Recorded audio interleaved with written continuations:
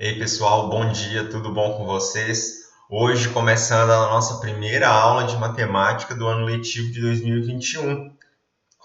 Iniciando aí o terceiro ano, né? E vamos no mesmo ritmo do ano passado, resolvendo aí semana por semana do PET de matemática.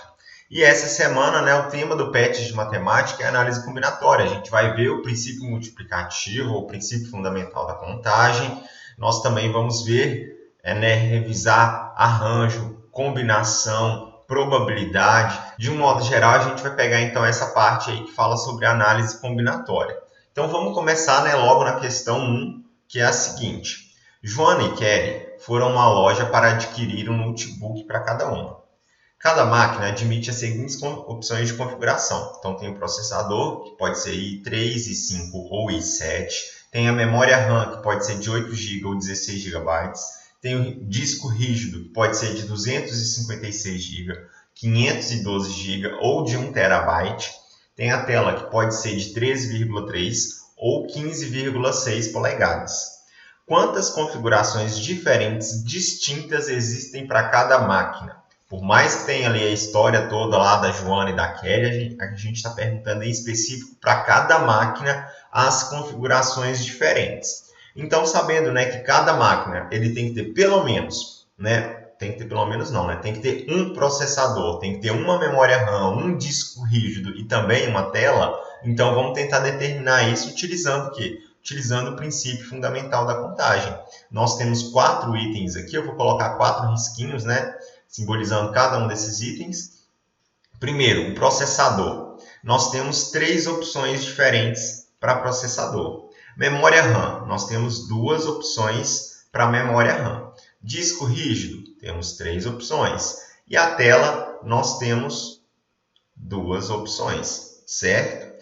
Então, se eu tenho essa combinação de fatores aqui, o que eu tenho que fazer pelo princípio multiplicativo, o próprio nome já ajuda, é multiplicar esses valores que nós temos aqui. Olha, 3 vezes 2 vezes 3 vezes 2 dá um total de 36 combinações, configurações diferentes para cada máquina. Ou seja, a alternativa correta é a alternativa D, de dado.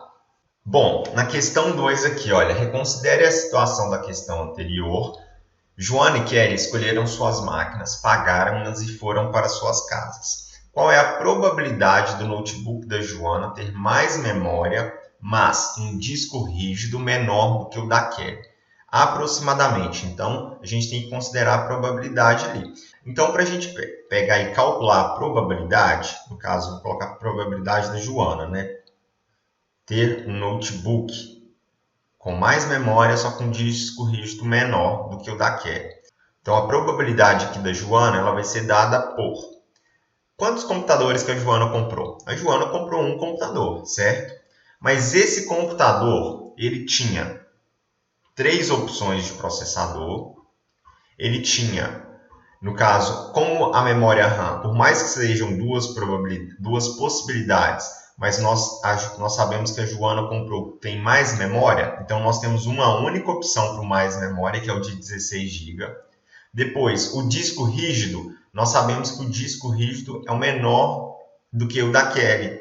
Então, da Kelly, a gente pode considerar que ela comprou de 1 TB, sobrou ou de 256 ou de 512 para a Joana. Então, ela tem 2 opções de disco rígido e ainda 2 opções também de tela. Feito isso, nós vamos ter o valor aqui de probabilidade 1 sobre 12. Fazendo essa divisão, então, a probabilidade da Joana ter esse computador aí, fazendo a divisão aqui, a gente vai chegar no valor de 0,0825.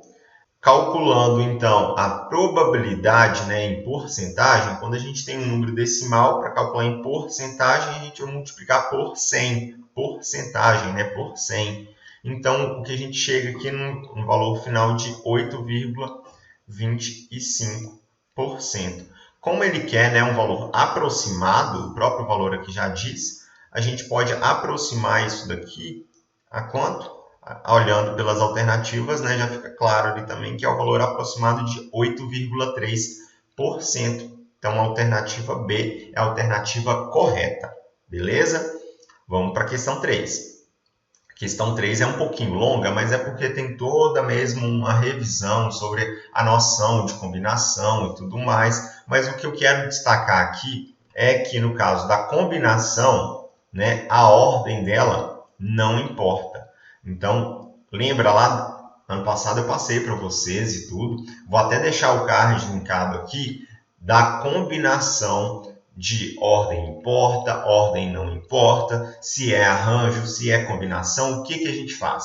Então, beleza? Nós temos então essa questão toda aí, vocês podem ler, pega o PET aí, lê com calma, relembra, né, da fórmula aí da combinação, de como se calcula, e vamos realmente pegar o que a gente tem que fazer aqui, olha, no nosso exercício. Considere a seguinte situação. Numa pequena empresa existem 9 funcionários. Ana, a chefe, mais 8 subordinados. Bela, Caio, Duda, Ellen, Fábio, Gustavo, Heitor e Yara. Ana precisa formar uma comissão com no mínimo 4 e no máximo 6 funcionários dentre esses 8. É claro que se trata de um problema de combinação. Por exemplo, a comissão formada por Bela, Caio, Duda e Helena é a mesma formada por Bela, Caio, Helena e Duda. Logo, a ordem não importa. Ana poderá formar quantas comissões diferentes? Dica: cada comissão pode ter 4, ou 5 ou 6 pessoas. Faça a soma dos resultados parciais. Então, o que nós temos que identificar aqui, né, o próprio exercício ele já orienta isso, é um exercício que envolve a combinação. Então, a Ana ela quer formar comissões com 4, 5, 6 pessoas, né? Com no mínimo 4 e no máximo 6, então a gente tem que considerar todas essas possibilidades aí da comissão de novo, ter 4 ou 5 ou 6 pessoas. Então vamos resolver essa combinação aí, né? Nós temos um total de 9 pessoas, porém é a Ana quem vai decidir, né, quem que vai participar. E no caso ela tem esses 8 subordinados que foi dado aqui pra gente, olha. OK? Então nós temos aqui a seguinte combinação de 8 pessoas, vamos pegar eles 4 aqui primeiro, formando uma comissão de 4. Como que a gente vai fazer? Nós temos que pegar a fórmula lá da combinação, né, que é o n fatorial, dividido pelo k fatorial, que multiplica ainda n menos k também fatorial. No caso aqui é o 4 fatorial, que vai ser 8 menos 4 também fatorial. E como que eu resolvo o fatorial? Fatorial, eu vou ter que sair multiplicando até o número 1, igual foi feito aqui nesse exemplo aqui também. Então, nós temos aqui, olha, o 8 fatorial é a mesma coisa de 8 vezes 7 vezes 6 vezes 5 vezes 4. Eu vou parar no 4 fatorial aqui, dividido por. Por que eu parei no 4 fatorial? Porque aqui nós temos um 4 fatorial. 8 menos 4 também dá 4 fatorial, então nós temos 2 4 fatorial ali. Só que eu só posso simplificar aqui agora, já que está tudo multiplicando, por um 4 fatorial também, tá? Então, vamos continuar aqui. No caso, nós temos 8 vezes 7 vezes 6 vezes 5. Eu não vou multiplicar ainda, porque nós temos aquele 4 fatorial ali. E esse 4 fatorial fica 4 vezes 3 vezes 2 vezes 1.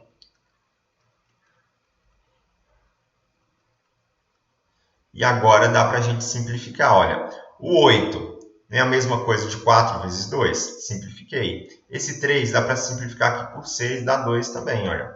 Sobra aqui 7 vezes 2, 14 vezes 5 dá 70. Então, o que nós temos na comissão aqui de, sendo 8 funcionários, né, tomados 4 a 4, formando a comissão de 4 pessoas, nós temos um total de 70 possíveis comissões a ser formadas aí.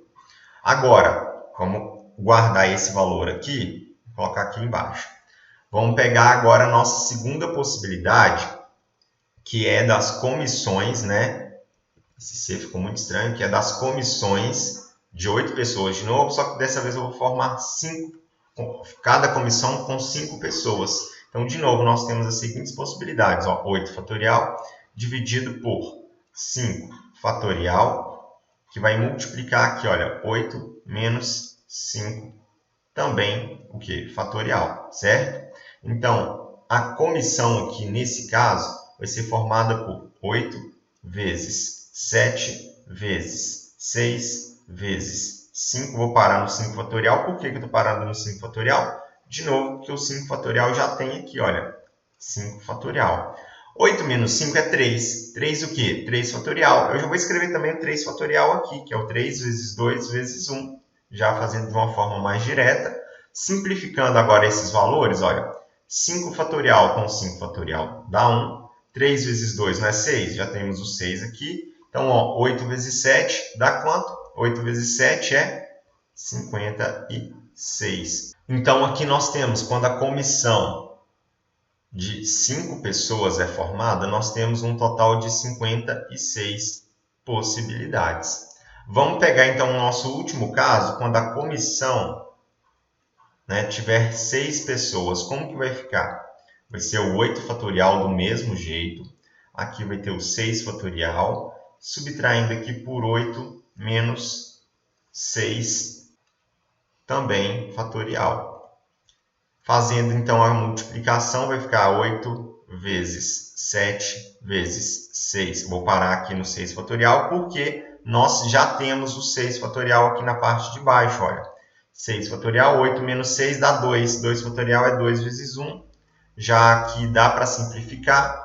Então, nós temos, olha, o 6 fatorial simplificando com 6 fatorial. Esse 8 simplificando com 2 aqui dá 4. 4 vezes 7 vai dar, então, um total de 28 aqui no final, olha. 28. Então, a combinação, né, de 8 tomado 6 a 6 dá um total de 28. Se eu tenho que somar todos esses resultados parciais, então aqui nós temos, olha, 70 mais 56 mais 28. Somando isso aqui tudo, a gente chega no resultado ali de 154. Ou seja, dá para realizar então um total de 154 possíveis comissões aí nesse caso, ok? A questão 4. A questão 4 também, né, tem todo um textinho aí falando de arranjo. O que eu quero destacar aqui também no caso do arranjo é que não há repetição, mas a ordem importa. Também vou deixar um card aqui lembrando da aula onde nós falamos de arranjo no ano passado. O exercício quer saber o seguinte: Fernanda deve escolher, sem repetição, 3 letras de um conjunto de 7 letras, Marcelo, e 3 algarismos de um conjunto de 4 algarismos, 1963. Quantas senhas distintas ela poderá formar?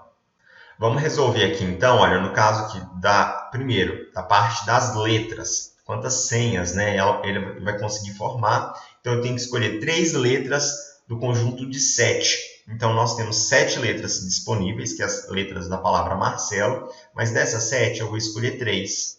Então, é um arranjo de 7 tomado 3 a 3, que vai ser 7 fatorial dividido por 7 menos 3, entre parênteses, também fatorial.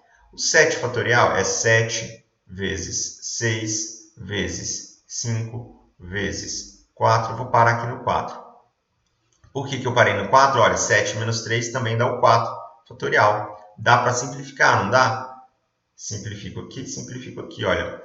6 vezes 5, 30. Vezes 7 dá um total de 210 resultados aqui possíveis nesse caso. Agora, vamos pegar a nossa próxima questão, onde é 3 algarismos no conjunto de 4 algarismos. Então, eu tenho 4 algarismos e desses 4 eu vou escolher 3. Então, nós temos ali, ó, 4 fatorial dividido por 4 menos 3 também fatorial.